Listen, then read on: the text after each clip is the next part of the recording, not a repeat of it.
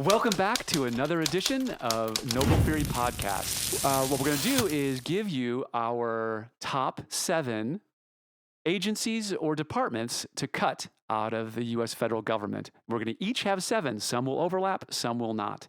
Scott, what do you think about our government? Is it inefficient? I mean, I don't think anybody disagrees. Everybody agrees on one thing, that the government's inefficient. The question is to what level, right? It's either a little inefficient or a lot inefficient or wildly inefficient, but almost universally. Bernie Sanders even agrees that the government is terribly wasteful and is squandering billions, hundreds of billions, trillions, actually, of dollars, taxpayer dollars.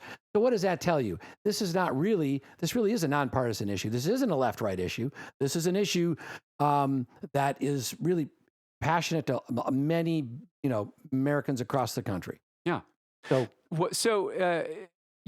that the money is coming out of our pockets to pay for this very large bureaucracy, so what kinds of things do you think we should use as the criteria to maybe cut? Or is it that, it's the program itself, the nature of it? What's the decision-making process? It's a difficult answer because to me, it really boils down to the definition of what's their primary function, right? Defining their primary function, the agency's primary function, and then how effective are they at it, right? So let's take my number one. May I start? Oh, for sure. Okay. And this is not in any particular order, but at the moment, this is of course topical. It's the FDA, Food and Drug Administration, which has been under fire for a long time, but is under a particular amount of public resentment, to put it mildly, because they're poisoning our kids, and that's a pretty hard statement. But I don't think there's much argument that the FDA. Either you agree or you only partially agree, but the FDA has become a puppet of big food.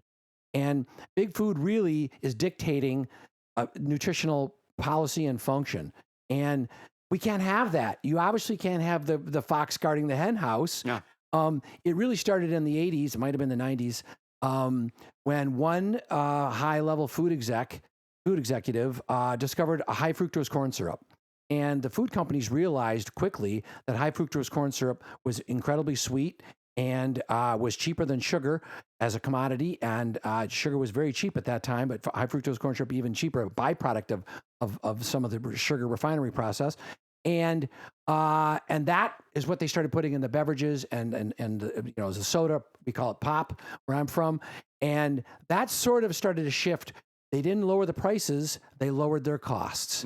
And one of my favorite expressions when it comes to nutrition is these food companies cannot let these accountants pick their ingredients.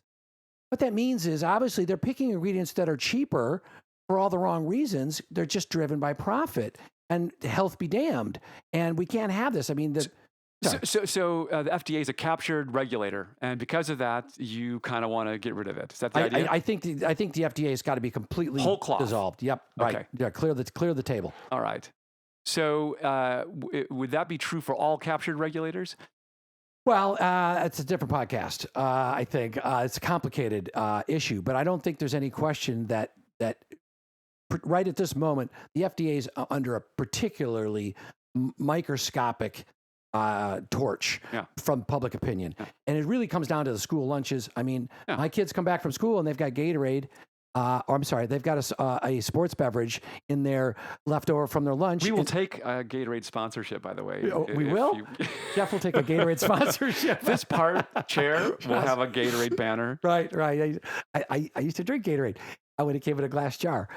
Anyway, just told how old I am. The problem with it is that big food and the FDA has signed off on big food making its way even into the lunch programs. They can buy candy. They can buy these muffins. They're just in essence flour and sugar. I mean, it's highly processed. It's not just junk food. It's actually detrimental to their health. Yeah. So it used to just be not healthy. Now it's actually causing health problems. Right. Profound health problems. Obesity, diabetes, you name it. Sorry, you're first. Wow. So I'm going to give you first my criteria, and I'm going to try to be very consistent with this. Very quick. We only have 30 minutes. I know. Short podcast, right? I like the hour-long length. Nobody likes to listen to an hour, but we'll do what we can. So the thing that I'm looking at is there a constitutional hook, a constitutional affirmative grant of power in the Constitution for this agency or for this area of government to be involved in? That's one, federal government to be involved in. One. Two, if it is, if there is a grant that we can look at, then let's sort by the cost. Okay. So how much is this budget or how much is this agency costing us? A really important factor, right? I mean, the biggest wasters should be the first to go. Right. That's right. So the if we look at this is Article 1, Section 8 of the U.S. Constitution, that's the area that describes the Senate functions and the House functions, the legislature, and then talks about the subject matters that they can actually write laws, legislation about. All right. So the Treasury is mentioned. So our Department of Treasury, because the duties of the legislature are to deal with debt. They can write bills to deal with debt and to coin money. Now, it's very important that we talk about coining money. Back then, you could print money. They had printing presses and there was paper money. But the U.S. Constitution only talks about coining money. And so you think in a literal sense. That's right. And what does that tell you? Gold or silver is the material that you can coin money with, right? So that's not the case anymore. But the Treasury has a constitutional hook. So defense, well, we have two areas of government right now. We have a Department of Defense, but we also have a Homeland Security Department. TSA is part of Homeland Security. That's right. But I don't think we need both. The Homeland Security came in the fallout after 9/11. In 2002, I think that department came into existence. So if you look at the Article 1, Section 8, they talk about providing bills, legislation that are aimed at providing defense of the borders, defense of the nation, preventing insurrections or to counter an insurrection or an invasion. So defense is definitely an area that the federal government has the authority to create government agencies to support. However, we have both now a defense. We used to have just the Department of War early on. In fact, I've got my note here. Department of War came into being in 1789. So this is like almost immediately after the ratification of the Constitution. In fact, several departments came in at that time. Department of State, Department of Treasury, and Department of War, and the Attorney General, which is what we call the Department of Justice today. But those were all just after the ratification takes place. Then you have these departments arise. Pretty intelligent projecting by our forefathers, right? Those are some pretty heady. They are. Yeah. But so Congress is allowed to regulate commerce, both internal and external. So foreign commerce and internal commerce. Okay, so we can have a Department of Commerce. Immigration and naturalization. Well, borders, anything to deal with borders or immigration. Makes sense. To craft bankruptcy laws, the laws around bankruptcies, standardizing weights and measures, punishment or counterfeiting. And so that counterfeiting had two aspects to it. Securities, that is government debt. Sure. And again, counterfeit coin. Coin is mentioned. And 200 years ago, who's able to replicate a coin? So if you ever noticed coins, they have like little stripes along the edges. Sure, ribbed. That's called coining. That's part of a coining process. And that's to prevent, if you have a gold circle, a slug, then you could scrape off bits of gold or silver, and then you'd hand somebody a coin, and it really wasn't that value anymore. And so one of the things that the Treasury can do is assess or assign the value, according to Article 1, Section 8, the value of coin, and they can prevent counterfeiting. So setting up a post office and postal roads. That's a constitutional grant. Coming back to now, the post office is essentially privatized today. And that's probably not a bad way to handle any of these kinds of agencies that you can actually get away with doing it, is have it done privately. And you wonder, but then why doesn't it work better? But we'll get to that in a minute. For instance, here's an example. NASA doesn't need to be a government agency. It could be a funding mechanism to provide private companies. Look what Elon Musk has done. He has taken, with private money, the building of rockets into the private sphere, and he's done it better than Boeing, who is completely connected to the government. They're an extension of the government, and that's why they're so poorly managed today. Is they're a bureaucracy, just like a government agency.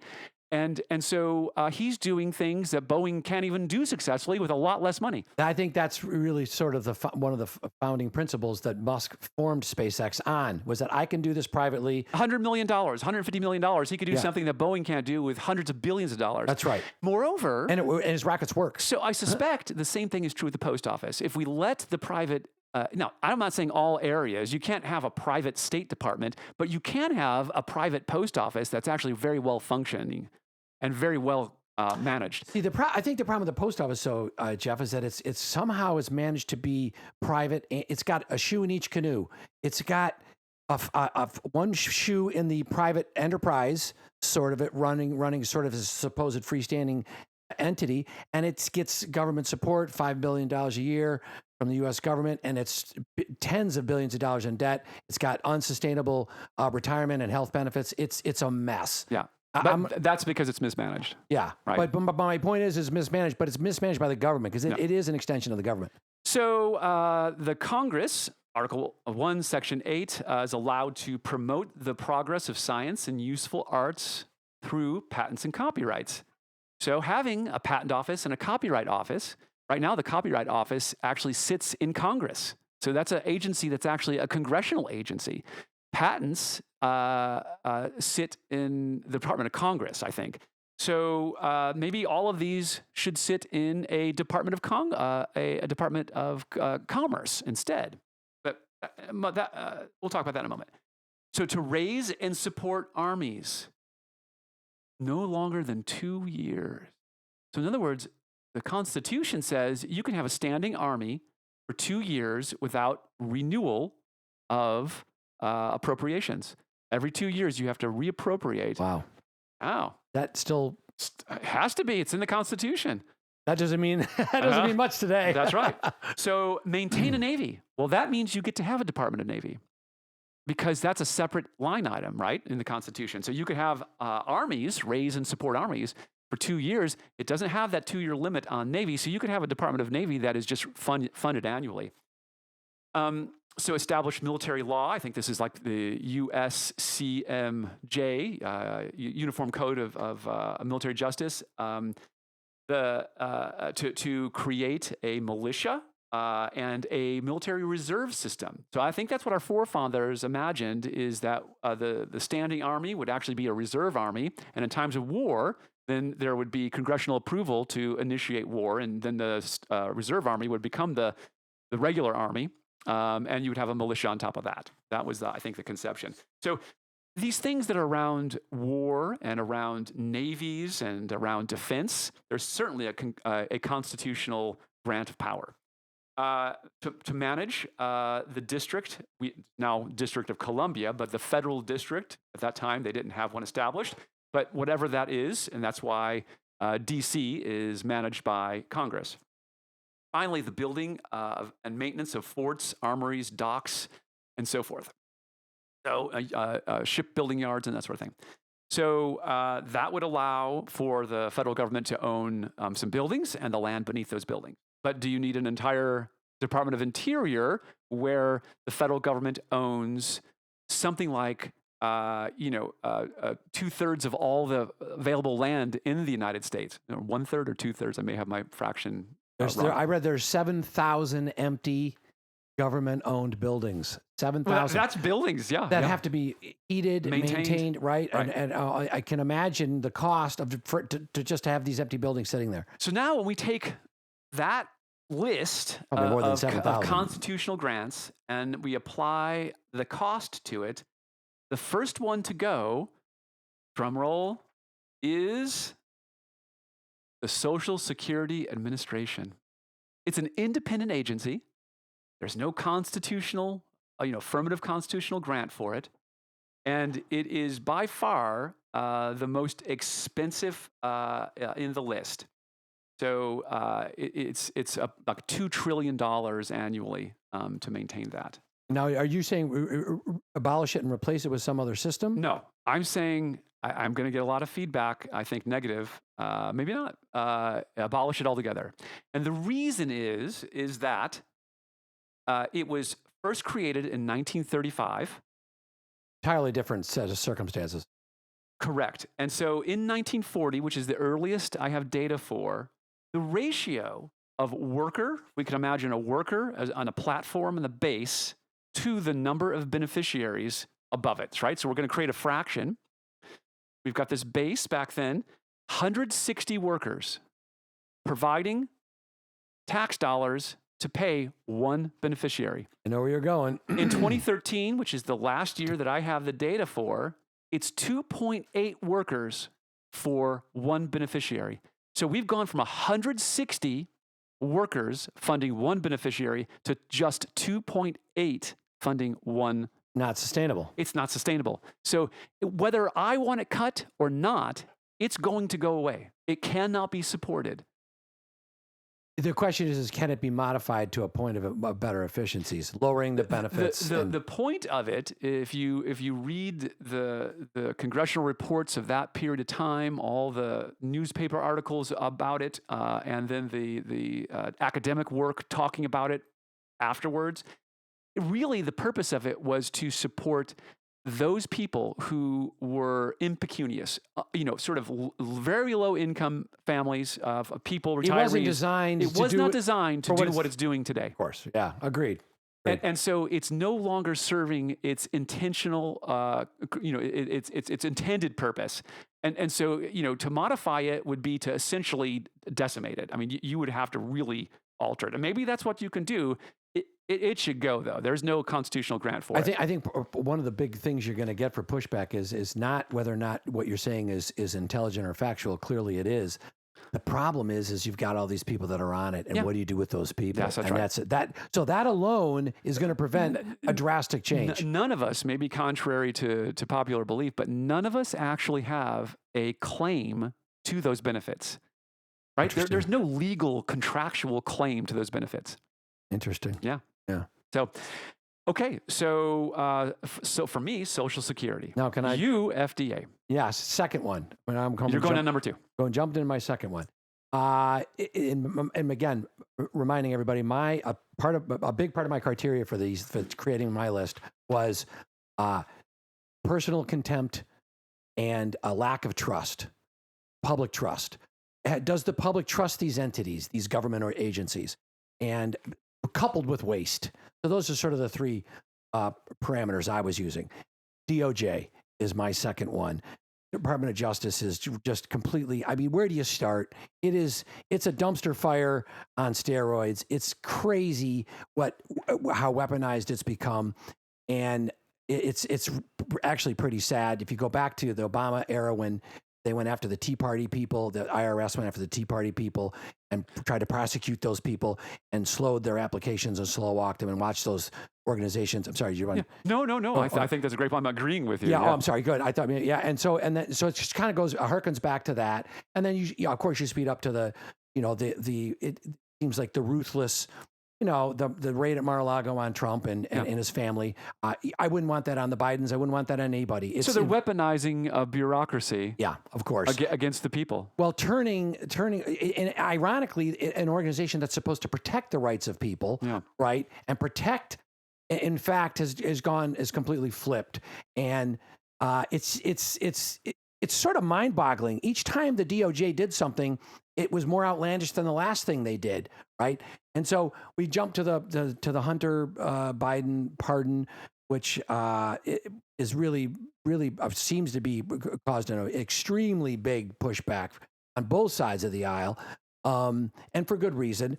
But them saying that they didn't like the way the DOJ was prosecuting. Are we kidding? Yeah. Are we kidding? I mean that the hypocrisy there is breathless. So the FBI falls beneath the Department of Justice, and so would you then get rid of the FBI? I think the FBI obviously needs. The FBI was such a great institution at one time, right? Yeah. Respected. Was it ever? Well, I think the Hoover came early, but the FBI's intention was smart, right? Yeah. And they were respected. They were well regarded, I think, in terms of their capabilities. When it Go ahead. Sorry. Well, U.S. Marshals, which would be the federal police force, has always been very well respected, is still today very well respected. The DOJ has been politicized, not just recently, but it's always had its political issues, going back to Hoover, going back to the communist Red Scare. So it's always had, I think, a jaded reputation. Yeah, and I don't think that I hate to say it, but I don't think that the prosecutions of Trump, did anything good for the DOJ's reputation. I think people, you wonder how many people on the left were thinking to themselves, not admitting it, but saying this doesn't really seem fair. Because if you look at that thing, try to look at that unemotionally, those prosecutions. There's one area of the Department of Justice, and that's where the Solicitor General resides. And that office is filled with some of the smartest attorneys in the country. These are the people who will go before the Supreme Court to argue the government's position on various different cases or cases that will affect the government potentially. So you could have private litigation, and the Solicitor General will either argue, or the deputy, one of the deputies will argue on behalf of the government for one side or the other.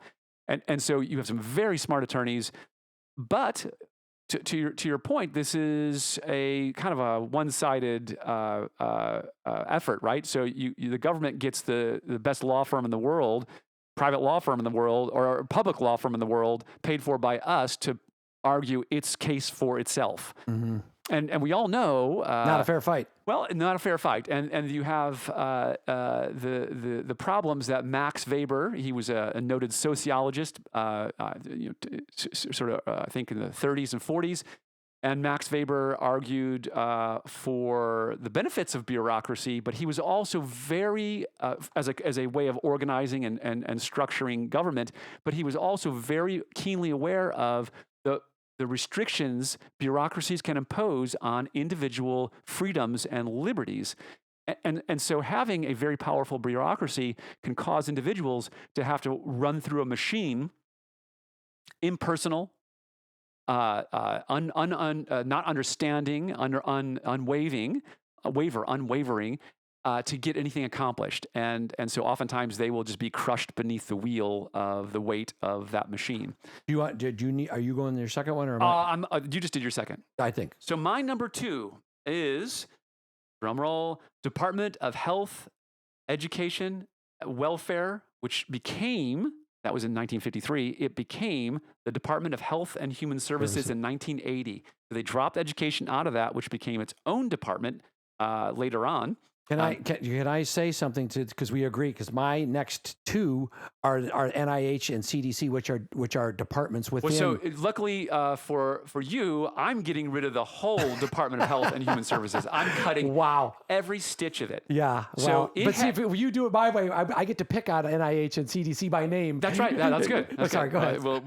So the Department of Health and Human Services has a $1.8 trillion component of the budget.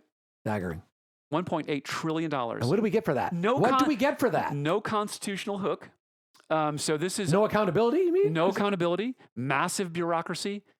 It has a lot of the beneficiaries actually are universities, because a lot of the fancy work, that's right. A lot of the work they do benefits the medical industrial complex, like I like to call it, and pharmaceutical companies and so forth. But it also is an area where they give a lot of grant money. A lot of grant money emanates out of the Department of Health and Human Services. So all these agencies. And so that's why that's so large, because they're doling out big money to universities to do research projects and so forth, which nothing wrong with a research project, but then let's just have a department of research and let's then have it tractable and governable why we're doling out money. I'm not a big fan of huge amounts of public money going into the research of... And why? Because it's wasteful. Well, not just wasteful. The true beneficiaries are companies that they could have their own.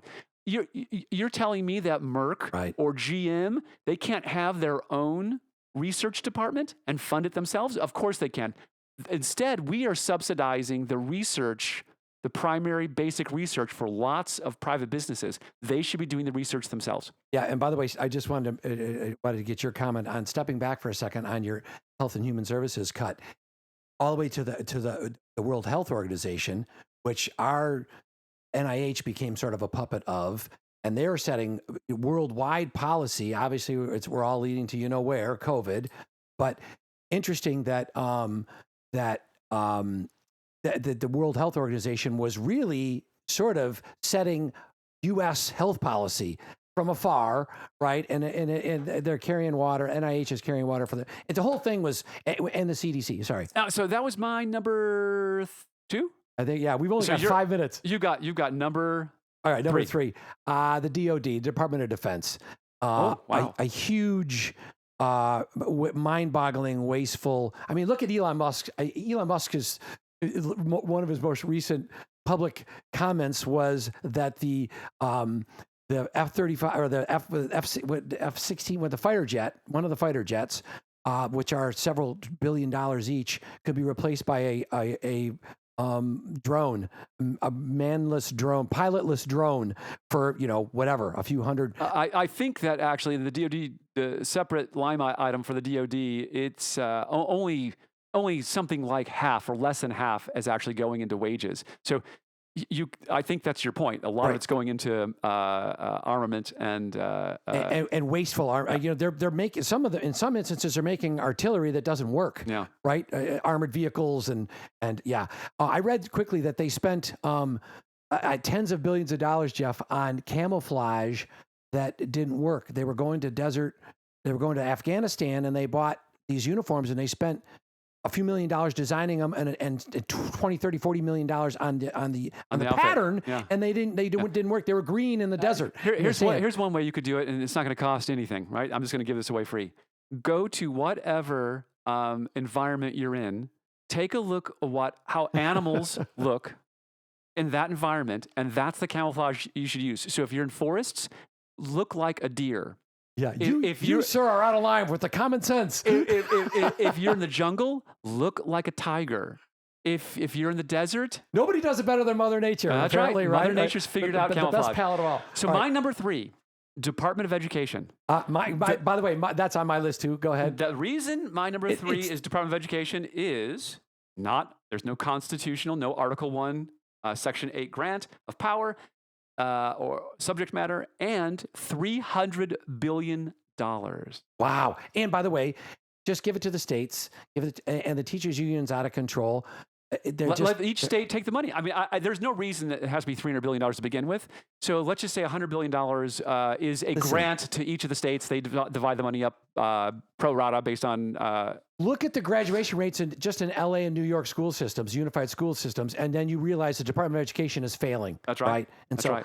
Okay, number 4. We're going to have to jump ahead. I'm going to jump to the Department of Education, like you did. I have the IRS on my list. Okay. And I think the IRS has proven that they're wildly inefficient. It's wasteful, right? They're not good at their job. You can't get through. Why are taxes so confusing? Yeah. Right? Yep. Is it necessary? Remember the talk about having a postcard? We're going to file your taxes out. Didn't happen, did it? No, it did. Sure sounded sexy. Okay, that was your number 5. Yes. Okay, my number 5 is Department of Transportation. Oh yeah. No, great one. It's not quite alone. So a nearby, it's very close in amount. Department of Labor or Department of Energy. So those are all kind of very closely related. But Department of Transportation is $145 billion. Breathtaking. Again, there's no Article 1, Section 8 authority no checks and balances to write legislation about that subject matter or regulate it. Okay, so now you're back to your number 6, I guess. My number 6 is the post office, and it's not technically doesn't really match our criteria. I'm cheating a little bit. It's a bit of and the post office has really lost all public trust.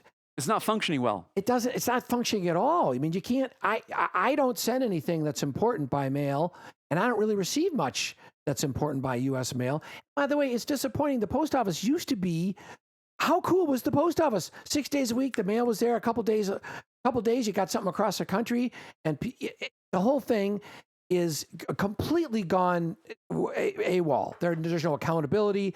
You go weeks, things are lost. There's nobody trust. Do you put anything in the mail that you think is going to make?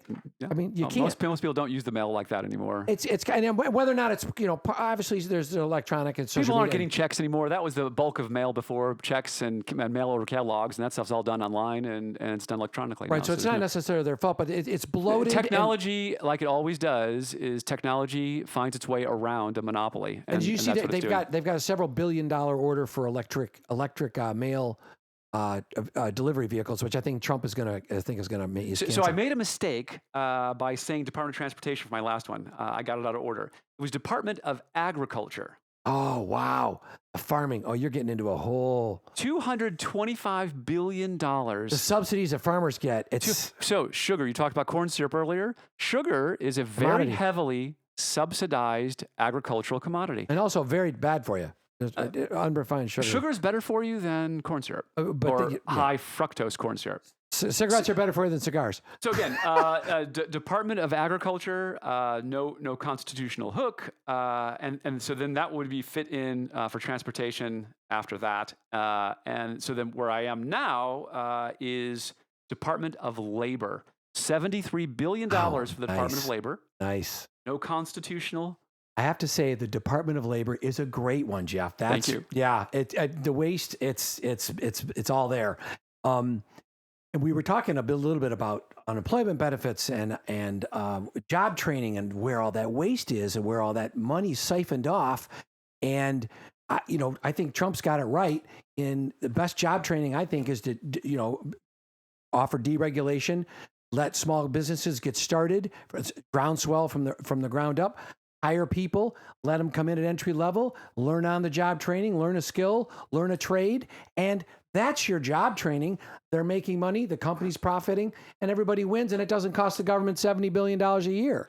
Well, probably the most pernicious part of the Department of Labor is all of the regulations and rules that it imposes on employees, and some unionized, some not, but those regulations and rules make it very inefficient for businesses to add labor, to reassign labor, to close plants that are not performing well, and to put plants in places where they would perform better. There are lots of snares that are attached to businesses attached to businesses by the Department of Labor. Obvious spots where things could be streamlined and could be much more efficiently run and much more, tons of opportunity to cut government. Oh, another great conversation. Appreciate it. Absolutely. We'll see you guys next time. We could have talked about this for 2 hours. Right.